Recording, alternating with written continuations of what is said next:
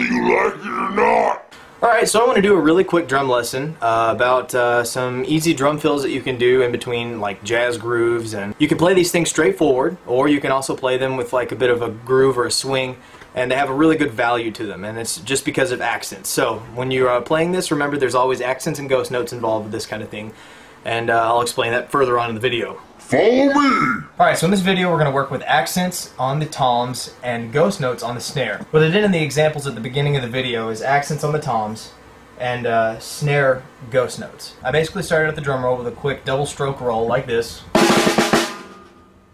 If you don't know how to do that, then I've got a video for double stroke rolls and it'll kind of help you out with that. There's also a video where I have just a snare pad there, like a practice pad, and that will also help you with the beginning of this drum roll, just like this.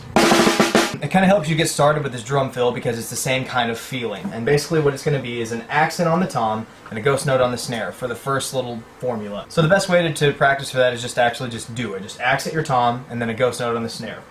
And a ghost note and accent, if you don't know already, is this is an accent, a loud hit, and a ghost note, which are even more difficult because you've got to pull back on your strength some, is just a small hit. So when you're going quicker, it's hard to pull back. Start slow and work your way up in speed, just like I've said in many of my videos before. Accent the tom, and then directly after, ghost note on the snare. Practice that by going around the set on the toms, like this, accenting each tom and then responding on the snare with a ghost note.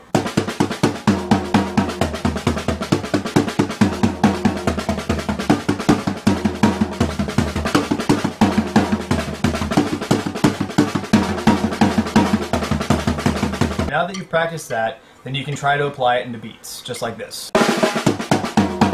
It doesn't sound that impressive, so that's why we're going to incorporate a more difficult kind of ghost note, or ghost notes, into this to give it a little bit more dimension. Instead of one ghost note on the snare, it's actually going to be two, so it'll be a triplet, and you can also use that to achieve a bit of a swing, just like this. The accent on the tom, and then two hits on the snare.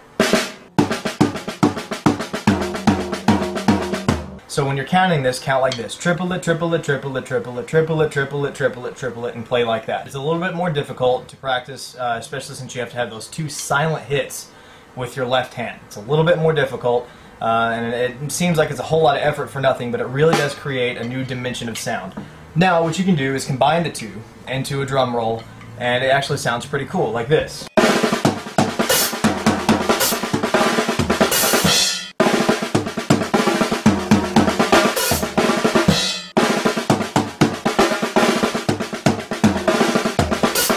So I hope that helped you out. I've had a whole lot of requests for easier drum rolls and something a little less death metal, so I hope this answered a lot of requests. Come on, let's start playing some drums. Let's get on it.